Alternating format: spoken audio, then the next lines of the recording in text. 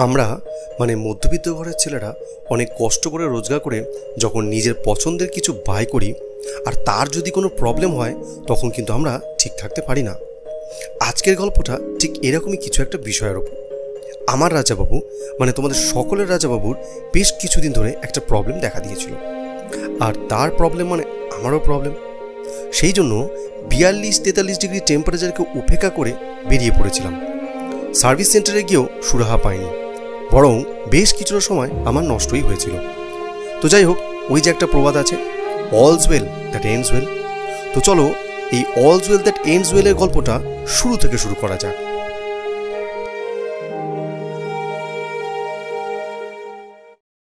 বাইরে তোমার এখন 43 ডিগ্রি টেম্পারেচার, বেলা বাজে অলমোস্ট 10টা, আর ফিলস লাইক ডেফিনেটলি 45।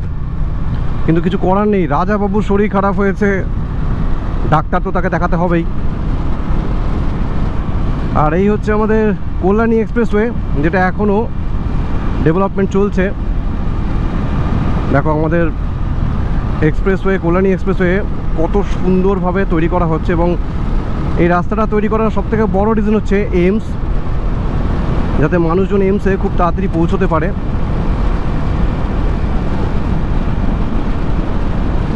মারাত্মক গরম বাইরে, আশা করি তোমরাও এই গরমে কিন্তু নিজেদের যত্ন নিচ্ছ, প্রচণ্ড পরিমাণে জল, শরবত এগুলো খাচ্ছ তোমরা, এবং ঠিকঠাকভাবে নিজেদেরকে রাখছো, কারণ যা গরম পড়েছে এই গরমে আমাদেরকে সার্ভাইভ করাটাই আমাদেরকে সবথেকে বড় চ্যালেঞ্জ। তো এটা হচ্ছে ব্যারাকপুর বারাসাত রোড, আর আমি যে সার্ভিস সেন্টারটায় যাচ্ছি মানে এটা বাজাজে নয়, ওদের রিভিউ এগেন বলছি, ওদের রিভিউ খুবই ভালো। তো এই বারাসাত রোডের ওপরই পড়বে। তো চলো ওখানে গিয়ে আমি অবশ্যই নামটা বলবো, আর তোমরা দেখতেও পারবে। তো এখন সবথেকে বড় আলোচনার বিষয় যেটা হচ্ছে গরম, মারাত্মক গরম পড়েছে, এবং তার জন্য কি করণীয় সেটা আমরা সবাই জানি, সেটা নতুন করে বলার কিছু নেই। বাট আমরা কতজন সেই কাজটা করছি সেটাই হচ্ছে সবথেকে বড় চিন্তার বিষয়। আমরাও যেন আগামী দিনে সুস্থভাবে বাঁচতে পারি সেই চেষ্টাটা অবশ্যই আমাদের সকলেরই করা দরকার। আদারওয়াইজ প্রকৃতি যদি রেগে যায় তাহলে কি ভয়ানক হতে পারে পরিস্থিতি, সেটা আমরা সবাই খুব ভালো মতোই উপলব্ধি করতে পারছি আজকের ডেটে। মানে আজ থেকে 10 বছর আগে আমরা কলকাতাবাসীরা কখনো ভাবতে পারিনি যে এই টেম্পারেচার 40 ডিগ্রি ক্রস করে টুয়ার্ডস 50 ডিগ্রির দিকে যেতে থাকবে। সুতরাং আগামী 10 বছরে কি হতে পারে সেটা আজকে থেকে আমাদের ভাবা উচিত, এবং সেই স্টেপটা নেওয়া উচিত যাতে না হয়।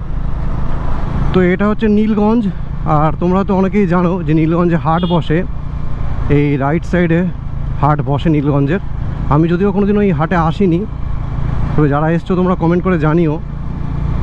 এখানে সবজি থেকে শুরু করে মাছ মাংস সবই প্রচণ্ড সস্তায় এবং খুব টাটকা জিনিস পাওয়া যায় যতটা আমি শুনেছি। তো যেটা বলছিলাম, আমার রাজাবাবুর কি সমস্যা হয়েছে সেটা আমি তোমাদের সাথে শেয়ার করি। অ্যাকচুয়ালি একটা প্রবলেম ছিল, সেই প্রবলেমটা সলভ করে আর একটা নতুন প্রবলেমের সৃষ্টি হয়েছে। প্রথমে যে প্রবলেমটা ছিল যে তোমার এই যে কি হোলটা আমাদের যে গাড়ি অন করা হয়, এই কিটাতে ইস্যু হচ্ছিল, মানে ঠিকঠাক লক হচ্ছিল না। তো সেটা শোরুম থেকে ঠিক করে দেয়। আর তারপর যে প্রবলেমটা শুরু হয় রাজাবাবু, সেটা হলো রাজাবাবুকে যখন আমি ভাগাচ্ছি, মানে ধরো হাইওয়েতে যখন সুযোগ আছে, যখন গাড়িটা একটু পুশ করতে ইচ্ছা করছে, তখন সেটা 110-এর কাছে গিয়ে লক হয়ে যাচ্ছে, বুঝতে পারছো?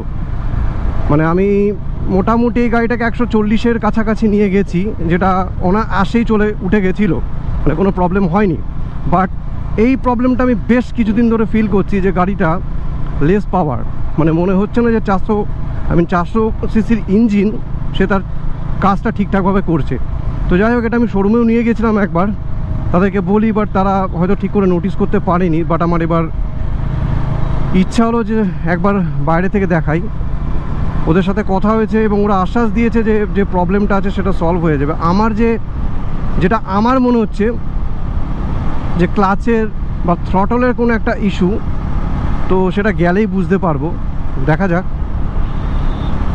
আশা করি রাজাবাবুকে একদম সুস্থ করে ফিরিয়ে নিয়ে আসবো, কারণ প্রচণ্ড গরম। ইনফ্যাক্ট আমি যে গাড়ি চালাচ্ছি মনে হচ্ছে আমার চারিপাশে আগুনের কোনো কিছু রেখে দেওয়া হয়েছে চারিপাশে। অলওয়েজ ফিল করছি একটা হট, একটা গরম, প্রচণ্ড রকম একটা গরম ফিল করছি, বিকজ বাইরের টেম্পারেচার এতটাই গরম। আর সবথেকে বড় কথা হচ্ছে যে এই বারাসাত মানে ব্যারাকপুর বারাসাত রোডে বহু বছর ধরে এই রাস্তাতে কিন্তু পুরোটাই এরকম দুদিক থেকে গাছে ঢাকা থাকে। এই গাছই হচ্ছে আমাদের এখন সবথেকে বড় আশা, কিন্তু আমরা সেটাকেই অবহেলা করেছি বলেই হয়তো আজকে প্রকৃতি আমাদেরকে বোঝাচ্ছে যে আমাদের কি করণীয়।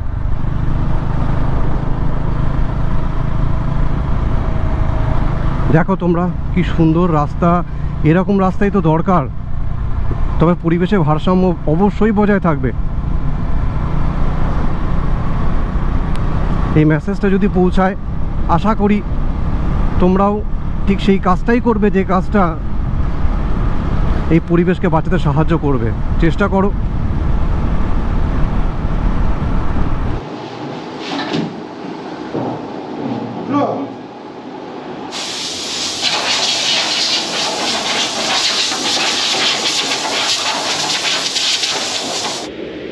কাপড় নিয়ে এসছিস?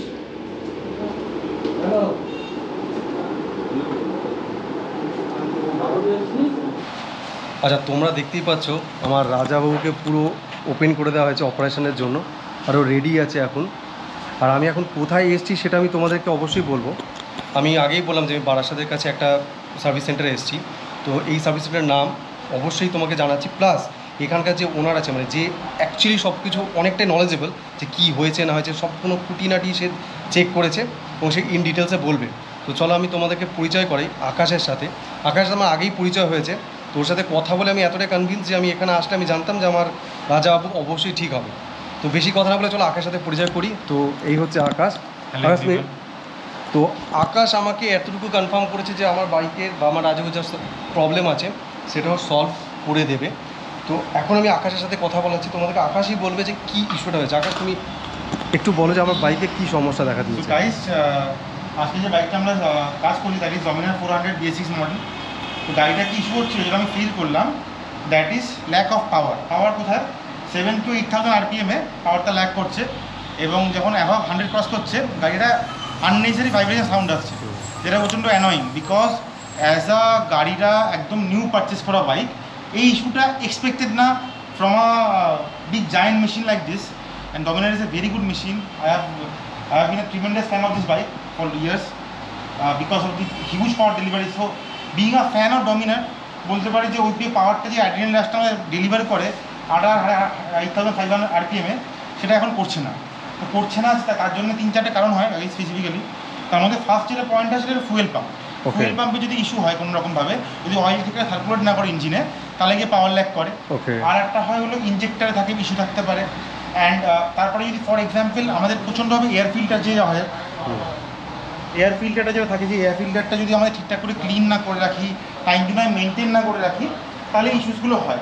এবং গাড়িটা যখন চালালাম, আমি আজকে ডেমো রাইড করলাম, দেখলাম যে গাড়িটা একটু ওভারহিট হচ্ছে অ্যাজ কম্পেয়ার টু রাইডের ডিস্টেন্সটা। সেটাও আমার কাছে একটু অফওয়ার্ড মনে হলো, বিকজ কুলেন্টের লেভেল দেখতেই পাচ্ছ তোমরা, coolant is in sufficient level, right? তো নয় হয়তো কুলেন্টটা আমাদের চেঞ্জ করার টাইম হয়ে গেছে, আর না হলে হয়তো কুলেন্টের লেভেলটা একটু মিনিমাইজ করতে হবে, তার জন্য কুলেন্টটা আর খেলছে না ইঞ্জিনে। তো গাইজ আমরা এটা চেষ্টা করছি, এবং এর আমরা 3-4টে অ্যালাইনমেন্টস করবো। এটা আমি আফটার ভিডিও করে কাজটা করে বলবো যে ফাইনাল কী কী হলো। তো আমাদের এই জিনিসগুলো রেক্টিফাই করে তারাকে আশা করছি আমি এইটা সলভ করে দিতে পারবো। দাদা দূর থেকে এসছে বিশ্বাস করে, এবং আমি 100% ট্রাই করবো তারা আমাদের হ্যাপি হয়ে যায়। Thank you so much guys. হ্যাঁ, আমি অনেকটা আশাবাদী যে অবশ্য করে দেবে কাজটা। আর ও যা বললো এক্স্যাক্টলি, আমিও যখন গাড়িটা চালাচ্ছিলাম আমি সেম এই জিনিসটাই ফিল করছিলাম যে ল্যাক অফ পাওয়ার। তো অবভিয়াসলি এটা খুব বড় একটা ইস্যু বিং এ রাইডার। তো লেটস সি কতক্ষণ লাগে কাজটা করতে, এবং আমি আরও কাজ দেখাবো যে ওরা কীভাবে কাজটা করছে স্টেপ বাই স্টেপ। তো তোমরা ভিডিওর সাথে জুড়ে থাকো, আশা করি এখান থেকেও তোমরা কিছু একটা লেসন পাবে। যদি তোমাদেরও ডমিনার বা আরও হাই পিকআপের গাড়ি থাকে, তোমরা এখানে অবশ্যই আসতে পারো। At the end of the video if we definitely আমি এক্সপেক্ট করছি যে সাকসেস পাবো, লেটস সি।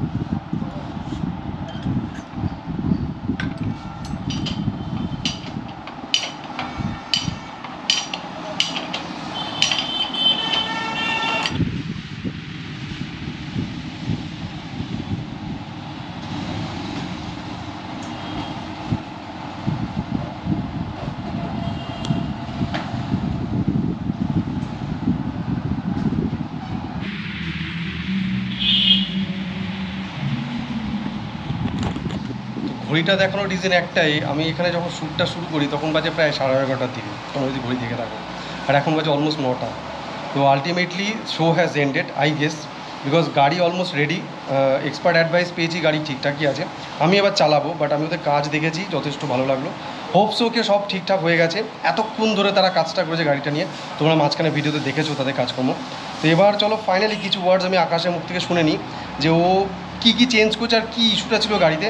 আমি আকাশের সাথে এবার কথা বলা শুরু করি। তো আকাশ, চলো বলো। Everyone, we are back again. তো ফাইনালি আমরা সারাদিনের পরিশ্রমে গাড়িটাকে নামাতে পেরেছি, ইনলাইন করতে পেরেছি। এক্স্যাক্টলি গাইস, গাড়িতে যে প্রবলেমটা হচ্ছে সকালবেলা ডিসাইড করছিলাম, থ্রটলটা বসে যাচ্ছে, যে পাওয়ার ল্যাক আপ হচ্ছিল, এবং পাওয়ার ল্যাক হচ্ছে 6000 থেকে 8000 RPM এর মাঝখানে। তো আমরা যে ফার্স্টে থ্রটল বডিটা ক্লিন করি, ইঞ্জেক্টরটা ওয়াশ করি, এবং গাইস এই গাড়িগুলোতে যখন এই প্রিমিয়াম সেগমেন্টের গাড়িগুলোতে পেট্রোল ফিল্টার থাকে, যেটা পেট্রোলটাকে রিফাইন করে ইঞ্জিনে সার্কুলেট করে। ওকে। তো আমরা সেই পার্টটাকে দেখলাম যে পার্টটা ভালো ছিল না, তো we replaced it with that part. And বাকি আর গাড়িটা একদম ব্র্যান্ড নিউ গাইস, এখানে কোনো পার্ট চেঞ্জ করার মনে হয় না, কারণ এই গাড়িটা পুরো 6000 কিলোমিটার চলেছে। এখানে পার্ট চেঞ্জ করা মানে বেকার ইনভেস্টমেন্ট। হ্যাঁ, বাকি যে এয়ার ফিল্টার ক্লিনের যেগুলো বলে, বা দাদার যে মেন ইস্যুটা হচ্ছিল, থ্রটল বডির যে পাম্পটা হয়, ওই পাম্পটা কোনোভাবে এয়ার লিকেজ করছিল, তাই জন্য ফুল পাওয়ারটা পাওয়া যাচ্ছিল না। তো আমরা ইনলাইন করে দিলাম, এবং গাড়িটা ফাইনালি আমি আবার চালালাম। চালিয়ে আমি বেশি চালাতে পারিনি, 4-5 কিলোমিটার চালালাম। তো আমি দেখলাম যে ক্লাস সেটিং, ক্লাসের ইনলাইনমেন্টটা, পাওয়ার যে ল্যাক অফ পাওয়ার যেটা হচ্ছিল 3rd-4th গিয়ারে, সেটা হচ্ছে না, সেটা কমপ্লিট রিজলভ হয়ে গেছে। এবং গাড়ির যে প্রপার যে মানে থ্রিলটা, যে অ্যাড্রিনালিনটা আমরা ডমিনার থেকে এক্সপেক্ট করি, যে সকালে আমি পাইনি, সেটা আমি ফাইনালি পেয়েছি। এবার দাঁড়ার উপর যারা যে এরা ওন করে তার উপর ডিপেন্ড করছে। আমরা 200% দিয়ে চেষ্টা করেছি এটাকে ইনলাইন করে দেওয়ার। এর সাথেও গাইস আমরা যে মেন জিনিসগুলো, কম্পোনেন্টগুলো ইউজ করেছি, যেগুলো very important, that is first and foremost হলো মতুলের অয়েলটা। এইসব গাড়িতে গাইস, ডমিনার বা CBR 250-তে, এই গাড়িতে কিন্তু 700 10W50 ফুল সিনথেটিক ইঞ্জিন অয়েল ইউজ করি আমরা। তো দুটো ইঞ্জিন অয়েল লেগেছে, তার সাথে আমরা কুলেন্টটাকে রিপ্লেস হয়নি, তো আমরা কুলেন্টটাকেও দেখলাম। This is very premium segment of Motul, that is Motul hybrid tech. এইসব গাড়ির জন্য গাইস, তোমরা যারা ডমিনার ওন করো, you can use this, is a very good product. আমাদের রিভিউ খুব ভালো, যেগুলো কাস্টমারকে দিয়েছি আমরা গাইস। তো মোটামুটি আমরা এই ইনলাইনমেন্ট করলাম। আমার খুব ভালো লাগলো যে একটা প্যাশনেট তারা সকাল থেকে এসছে, আমাদের কোম্পানি দিয়েছে, এবং গাড়ি ভীষণ ভালোবাসছে, তার জন্য এত দূর থেকে এসছে। এবং আমার ডিউটি থেকে গেছে যে আমি আমার 100% ডেলিভারি দিয়ে কাজটা করি। আশা করি তারা বাড়ি গিয়ে স্যাটিসফাইড হবে, এবং আমার গাড়ি সকালবেলা ভালো রিভিউ দেবে। Thank you so much guys, keep supporting us. শুধু আমি কেন, রাজাবাবুকে যারা যারা সাপোর্ট করে তারা সবাই ফিল করবে যে রাজাবাবু এখন কেমন আছে। আশা করি সব প্রবলেম সলভ হয়েছে। আকাশ, আশা করি সব ঠিকঠাক কাজ করবে তো? নিশ্চয়ই দাদা, একদম 200% গাড়ি তুমি চালিয়ে স্যাটিসফাইড হবে। ওকে। এবং এর বাদেও যদি কোনো রকম ইস্যু হয়, কারণ গাড়ি জিনিস টেকনিক্যাল জিনিস হতেই পারে, তার জন্য আমরা আছি। কারণ প্রত্যেকটা গাড়ি যে আমরা কাজ করি, আমার ফ্যামিলি মেম্বার মতন হয়ে যায়। তো ছোটো বড়ো মেজো যে কোনো প্রবলেম হলে উই উইল সলভ ইট। তো লাস্ট পর্যন্ত তোমরা ভিডিও যেটা দেখেছিলে, যে আমি সার্ভিস সেন্টারে ছিলাম, এবং আকাশের কথা অনুযায়ী আমি বলেছিলাম যে ওদের কাজ দেখে আমার যা মনে হয়েছে যে হয়তো ওরা ঠিক কাজই করেছে। বাট ইভেন সেদিনকে বলেছিলাম যে রাতের বেলা হয়তো আমি শ্যুট করতে পারবো না, বিকজ গোপ্রোতে সেভাবে ক্যাপচার করা যায় না রাতে। তো আজ আমি আমার রাইড রিভিউ দিতে এসেছি আফটার সার্ভিস। আমি কি বলবো ফ্রেন্ডস, মানে আমি রিয়েলি ওভারওয়েলমড ওদের কাজ দেখে। এবং রাজাবাবু, তোমাদের Rajababu back in the form. তোমরা দেখতেই পাচ্ছ মানে যে প্রবলেমটা ছিল সেটা লিটারালি জাস্ট গন। মানে hats off to Akash and the mechanics Tukai. আমি টুকাইয়ের সাথে আলাপ করাবো পরে একবার।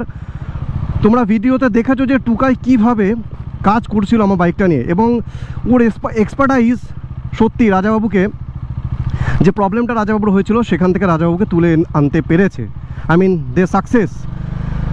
আমি লিটারালি খুব হ্যাপি, বিকজ 400 সিসির ইঞ্জিন যদি ফিল না হয় তাহলে বোঝা যায় যে একটা রাইডারের পক্ষে কতটা পেইনফুল।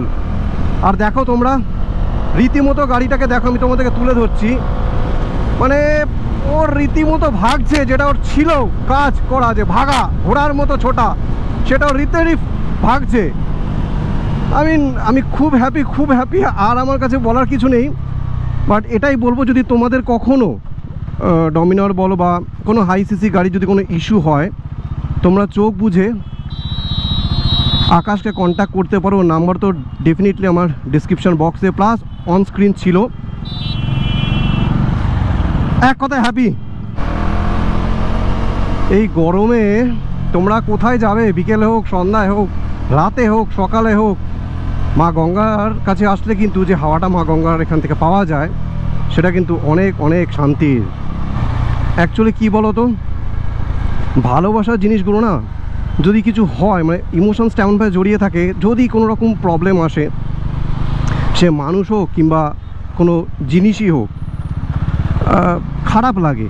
তো অনেক দিন ধরেই এই প্রবলেমটা হচ্ছিল, আর শোরুম থেকেও বলতে নেই সলভ তারা করতে পারিনি বা পারছিল না বা যাই হোক, বিকজ আমি সবটাই বলেছিলাম, তারা কিন্তু সেটা করে দেখাতে পারেনি। তো আফটার অল খরচ তো হয়েছে, বেশ ভালোই খরচ হয়েছে, কিন্তু সেটা বড় কথা না, রেজাল্টটাই বড় কথা।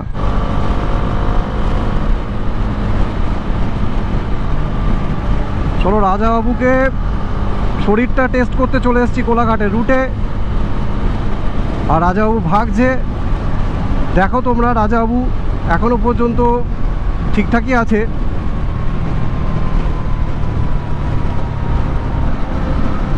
কারণ সব কিছুই মেনটেন করতে হয়, বুঝতে হয়। আর এখন তো রাস্তায় প্রচুর গাড়ি আছে। যাই হোক, যতটা পারবো আমি দেখবো টেস্ট করে যে রাজাবাবু ঠিক কতটা পারফর্ম করছে। একটু টানলেই বোঝা যাবে সেটা, যদিও আমি একদম 100% শিওর আমার রাজাবাবু টান দেখেই বুঝতে পারছি রাজাবাবু কোথায় ছুটছে। এখনো পর্যন্ত 100, যাই হোক 111, 16, 20, 123, ঠিক আছে 130-35 উঠে যাবে। মানে আমি এতটাই যাই, এর বেশি আমি উঠি না কখনোই। আর যেটা তোমাদেরকে বলার, যখন গাড়ি চালাবে তখন একটা কথা মাথায় রাখবে এগেন, যে কোনো রকমভাবে কিন্তু হোশ হারাবে না, কোনো রকমভাবেই না।